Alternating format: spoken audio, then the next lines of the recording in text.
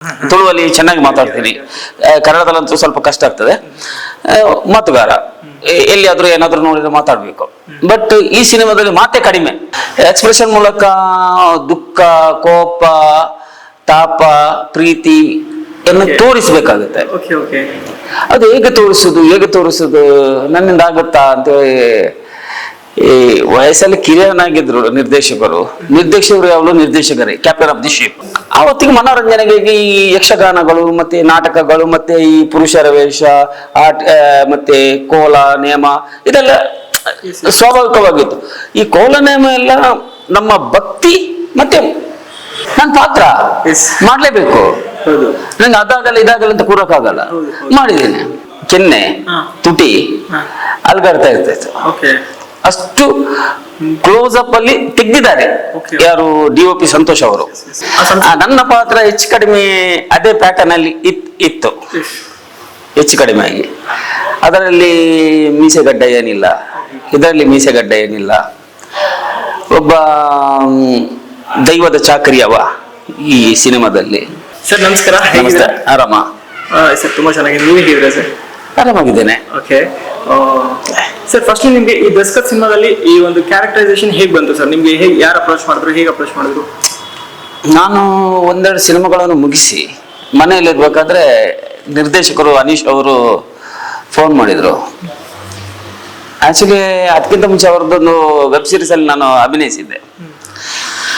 ನಂತರ ಅವ್ರು ಫೋನ್ ಮಾಡಿ ಹೇಳಿದ್ರು, ನಾವೇನೋ ಒಂದು ಕ್ಯಾರೆಕ್ಟರ್ ಇದೆ, ನೀವು ಮಾಡಬೇಕು ಅಂತ ಹೇಳಿ ಪಾತ್ರದ ಬಗ್ಗೆ ವಿವರಿಸಿದ್ರು.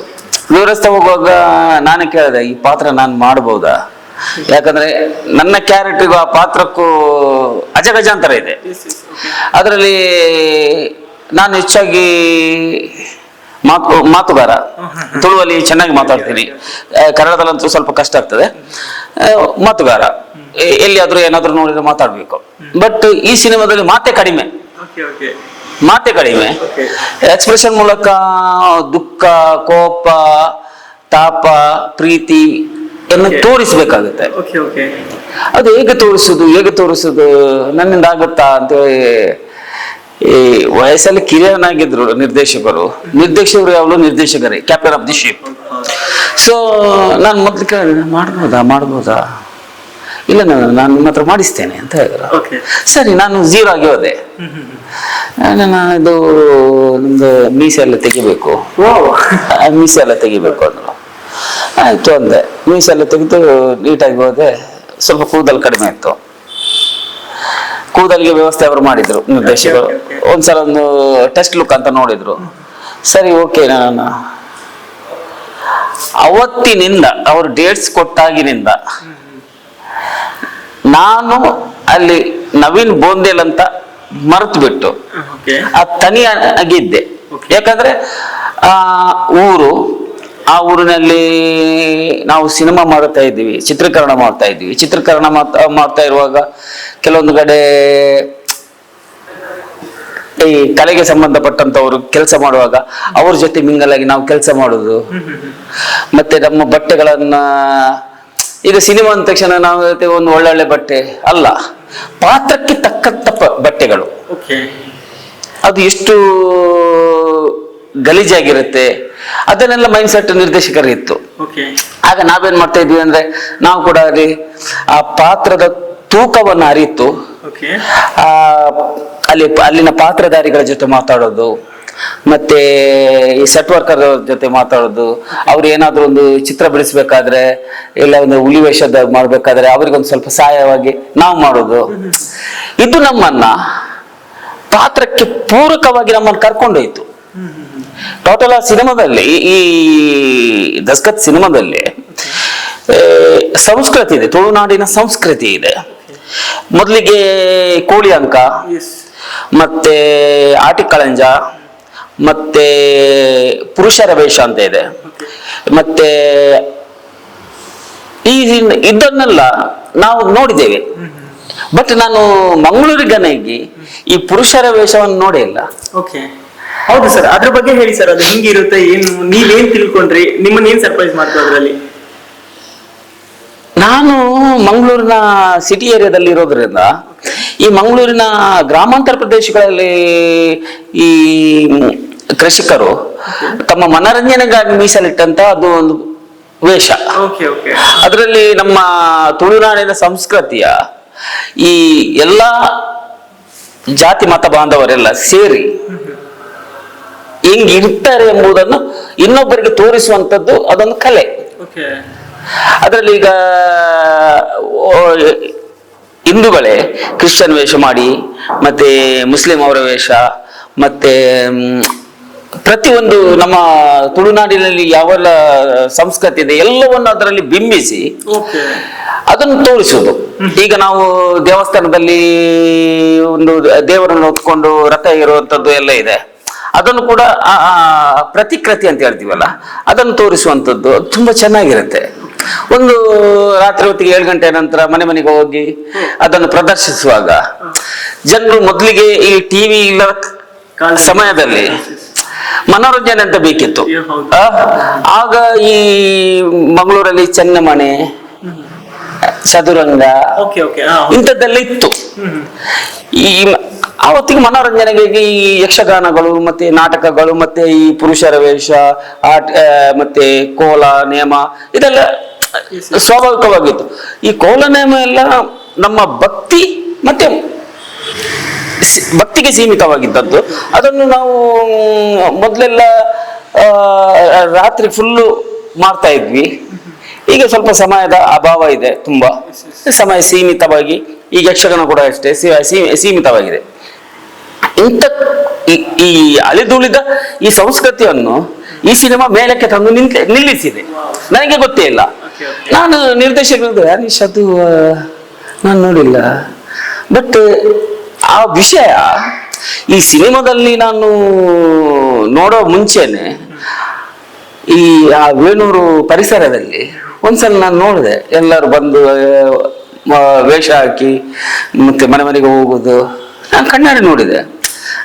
ಇದೆಂಥದ್ದು ಅದು ನಮ್ಮ ಸಂಸ್ಕೃತಿಯನ್ನು ಬಿಂಬಿಸುವಂತ ಒಂದು ಮನೋರಂಜನೆ ಸಿನಿಮಾದಲ್ಲಿ ಇದೆ ಅಂದ್ರು ಡೈರೆಕ್ಟ್ರು. ಆಶ್ಚರ್ಯ, ಹೌದಾ ನೋಡ್ಬೇಕಂತ ಅನಿಸ್ತು. ಆವಾಗ ನನ್ನ ಈಗ ಶೇಖರನ ಪಾತ್ರವಾಗಲಿ, ಗುಣಪಾಲನ ಪಾತ್ರವಾಗಲಿ, ತಣಿಯನ ಪಾತ್ರವಾಗಲಿ, ಬಾಡುನ ಪಾತ್ರವಾಗಲಿ ಒಂದಷ್ಟು ಒಳ್ಳೆ ನಟರುಗಳು ಅದನ್ನ ಮಾಡಿದ್ದಾರೆ. ನೋಡುವಾಗ ಇಂಥ ಪಾತ್ರಗಳೆಲ್ಲ ಅವನು ಬಿಟ್ಟು ಬೇರೆಯವರು ಮಾಡ್ಲಿಕ್ಕೆ ಸಾಧ್ಯನೇ ಇಲ್ಲ ಅಂತಾಗಿದೆ. ಅಷ್ಟು ಪರಕಾಯ ಪ್ರವೇಶ. ಈಗ ಬಾಡುನ ಪಾತ್ರ ಮಾಡಿದವ ಅವ ಒಂದು ಸನ್ನಿವೇಶದಲ್ಲಿ ಎಷ್ಟು ಸಿಂಕ್ ಆಗಿದೆ ಅಂದ್ರೆ ಅವನಿಗೆ ಏನು ಗೊತ್ತಿಲ್ಲ, ಮುಗ್ಧ ಯುವಕನಾಗಿ ಅಭಿನಯಿಸಿದ್ದು ನನಗಂತೂ ತುಂಬಾ ಖುಷಿಯಾಗಿದೆ. ಮತ್ತೆ ಹಾಗೆ ವಿಶ್ವಶೆಟ್ಟಿ ಕಾಮಿಡಿ ಕಿಲಾಡಿ, ಅದರಲ್ಲಿ ರಾಕ್ಷಸನೆ ಗುಣಪಾಲನ ಪಾತ್ರ ನನಗೂ ಮತ್ತೆ ಯುವಶೆಟ್ಟಿಗೆ ಒಂದು ಕಾಂಬಿನೇಷನ್ ಇದೆ. ಅದರಲ್ಲಿ ನನಗೆ ಯುವಶೆಟ್ಟಿ ಕಾಣಿಸ್ಲಿಲ್ಲ. ಗುಣಪಾಲನಿಗೆ ನಾನು ನೋಡ್ರೆ ನನಗೆ ಅಷ್ಟು ಫೀಲ್ ಆಗಿತ್ತದು ಆ ಪಾತ್ರ. ಮತ್ತೆ ನನ್ಗಂತೂ ಡೈಲಾಗ್ ಬಹಳ ಕಡಿಮೆ ಇತ್ತು, ಲೆಕ್ಕದ ಡೈಲಾಗು. ಯಾಕಂದ್ರೆ ಯಾವುದೇ ಸಿನಿಮಾ ಡೈಲಾಗ್ಗೆ ಸೀಮಿತವಾಗಿರ್ಬೋದು, ಆಂಗಿಕಕ್ಕೆ ಸೀಮಿತವಾಗಿರಬೇಕು. ಹೌದು ಹೌದು ಸರ್. ಈಗ ಅದು ವಿತೌಟ್ ಡೈಲಾಗ್ ಹೇಳ್ದೆ ಪರ್ಫಾರ್ಮೆನ್ಸ್ ರೀತಿ ಪರ್ಫಾರ್ಮೆನ್ಸ್ ಎಲ್ಲ ಹೇಳ್ಬೇಕಾದ್ರೆ ಅದು ತುಂಬಾ ಕಷ್ಟ. ಲೈಕ್ ಅದು ಅಷ್ಟು ಈಸಿಯಾಗಿ ನಾವು ಪರ್ಫಾರ್ಮ್ ಮಾಡಕ್ಕೆ ಹೇಳಕ್ಕಾಗಲ್ಲ. ಅದು ಕನ್ವೆ ಮಾಡ್ಬೇಕಾದ್ರೆ ಅದು ನೀವು ತುಂಬಾ ಡೀಪ್ ಆಗಿ ಒಂದು ಟ್ರೈನಿಂಗ್ ಮಾಡ್ಕೊಂಡಿರ್ಬೇಕು, ರೈಟ್? ಅದು ಒಂದು ಪರ್ಟಿಕ್ಯುಲರ್ ಸೀನ್ ಬಗ್ಗೆ ನಿಮ್ಗೆ ತುಂಬಾ ಕಷ್ಟ ಆಯ್ತು ಇದನ್ನ ಮಾಡ್ಲಿಕ್ಕೆ, ಅಥವಾ ತುಂಬಾ ಚಾಲೆಂಜಿಂಗ್ ಆಗಿತ್ತು? ಇಲ್ಲ. ಯಾಕಂದ್ರೆ ಒಂದು ಸನ್ನಿವೇಶ ಇದೆ, ಅದು ಹೇಳಿದ್ರೆ ಅದ್ರ ಕ್ಯೂರಿಯಾಸಿಟಿ ಹೋಗುತ್ತೆ. ಅದು ಮಾಡ್ಬೇಕಾದ್ರೆ ನಿರ್ದೇಶಕರನ್ನ ಕೇಳಿದ್ರು, ಹಿಂಗೆ ಸೀನ್ ಇದೆ ಮಾಡೋಣ ಅಂತ ಹೇಳಿ. ಆಗ ಯುವಶೆಟ್ಟಿ ಹೇಳಿದ ಇದು ಬೇಡ, ಅವ್ರು ಬೈತಾರೆ ಅಂತ ಹೇಳಿದ್ರು. ಯಾಕಂದ್ರೆ ಹೆಚ್ಚಾಗಿ ನಾನು ಸ್ವಲ್ಪ ಜೋರು, ಇದರಲ್ಲಿ ಸೌಮ್ಯ ಪಾತ್ರ ಇದೆ, ಪಾತ್ರ ಸೌಮ್ಯ ಇದೆ, ಅದನ್ನು ನಿಭಾಯಿಸಬೇಕು. ಆಗ ಡೈರೆಕ್ಟ್ಗೆ ನವೀನನ್ನ ಹೀಗೆ ಮಾಡಲಿಕ್ಕೆ ಇದೆ, ರೆಡಿ ಇದ್ದೀರಾ ನೀವು? ನಾನು ರೆಡಿ ಇದ್ದೀನಿ, ಓಕೆ. ನನ್ನ ಪಾತ್ರ Yes. ಮಾಡಲೇಬೇಕು, ಹೌದು. ನಂಗೆ ಅದಾಗಲ್ಲ ಇದಾಗಲ್ಲ ಅಂತ ಕೂರಕ್ಕಾಗಲ್ಲ, ಹೌದು. ಮಾಡಿದ್ದೀನಿ. ಆಗ ಅಲ್ಲಿ ಆ ದೃಶ್ಯದಲ್ಲಿ ನನ್ನ ಈ ಕೆನ್ನೆ ಹಾ. ತುಟಿ ಹಾ. ಅಲ್ಗಾಡ್ತಾ ಇರ್ತೈತೆ. ಓಕೆ. ಅಷ್ಟು ಕ್ಲೋಸ್ ಅಪ್ ಅಲ್ಲಿ ತೆಗ್ದಿದ್ದಾರೆ. Okay. ಯಾರು DOP ಸಂತೋಷ್ ಅವರು. Yes. ಯಾಕಂದ್ರೆ ಇದೆಲ್ಲ ಇಂಥ ಒಂದು ಸಿನಿಮಾ ಆಗೋದೆ ನಿರ್ದೇಶಕ, DOP, ನಟರು, Yes. ಮ್ಯೂಸಿಕ್ ಎಲ್ಲವೂ ಸೇರಿದ್ರೆ ಒಂದು ಒಳ್ಳೆಯ ಸಿನಿಮಾ ಆಗುತ್ತೆ. ಹೌದು. ಹಾಗಾಗಿ ಇದೊಂದು 100% ಪೈಸಾ ವಸೂಲ್ ಸಿನಿಮಾ.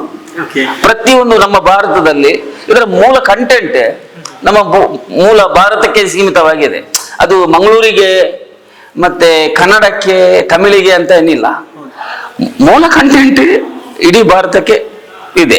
ಬಟ್ ನಾವು ನಿರ್ದೇಶಕರು ಏನು ಮಾಡಿದಂದ್ರೆ ಈ ಕಂಟೆಂಟ್ ಅನ್ನು ಇಟ್ಕೊಂಡು ಸುತ್ತಲೂ ಮಂಗಳೂರಿನ ಸಂಸ್ಕೃತಿಯನ್ನು ಬೆರೆಸಿಕೊಂಡು ಹೋಗಿದ್ದಾರೆ.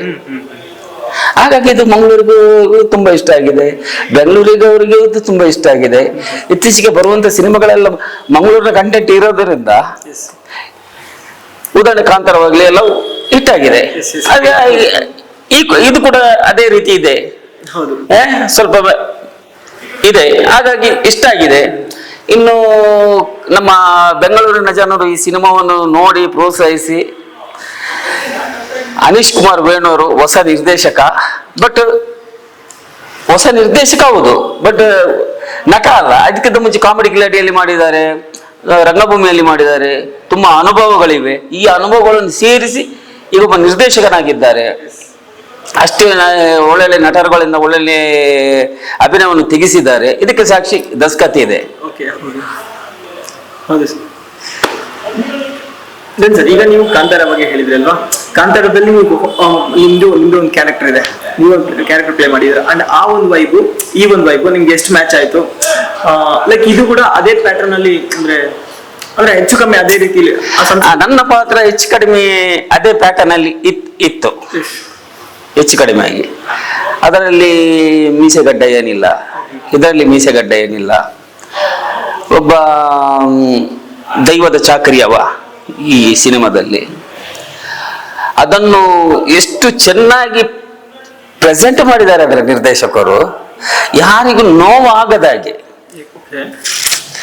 ಈಗ ಒಂದು ದೈವದನ್ನು ತೋರಿಸ್ಬೇಕಾದ್ರೆ ಕೆಲವರಿಗೆ ಇದನ್ನು ಅವ್ರು ಮಾಡಬಾರ್ದಿತ್ತು, ಅದು ಹಾಗೆ ಹೀಗೆ ಅಲ್ಲೇ ಪ್ರತಿರೋಧಗಳೆಲ್ಲ ಬರುತ್ತೆ. ಬಟ್ ಇದನ್ನು ಅಷ್ಟು ನಾಜುಕಾಗಿ ಅದನ್ನು ತೋರಿಸಿ ಅದು ನಾವು ಮಾಡಿಲ್ಲ ಅಂತ ಹೇಳುವ ಹಾಗೆ ಪ್ರದರ್ಶಿಸಿದ್ದಾರೆ, ನಮ್ಮಿಂದ ಕೊಟ್ಟಿದ್ದಾರೆ. ಅದಕ್ಕಾಗಿ ಅವರಿಗೊಂದು salute. Super sir, and all the very best. All the very best. ಈ ಮೂವಿ ತುಂಬಾ ಚೆನ್ನಾಗಿ ಹಿಟ್ ಆಗಲಿ. ಸೊ ಫೈನಲಿ ಆಡಿಯನ್ಸ್ಗೆ ಏನು ಹೇಳ್ತೀರಾ ಸರ್? ಏನಿಲ್ಲ, ಒಂದು ತುಳು ಸಂಸ್ಕೃತಿಯ ಒಂದು ಸಿನಿಮಾ ತುಳುವಲ್ಲಿ ಅದ್ಭುತ ಪ್ರದರ್ಶನ ಕಂಡು ಈಗ ಕನ್ನಡಕ್ಕೆ ಡಬ್ ಆಗಿ ಕನ್ನಡದ ಸಿನಿಮಾ ಮಂದಿರಗಳಲ್ಲಿ ಪ್ರದರ್ಶನಗೊಳ್ಳಲಿದೆ. ಕನ್ನಡದ ಜನರು ನನ್ನನ್ನು ಬೆಳೆಸಿದ್ದೀರಾ, ಇನ್ನಷ್ಟು ಬೆಳೆಸಬೇಕು.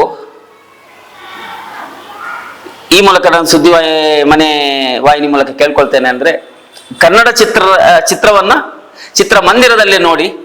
ನಮಸ್ತೆ.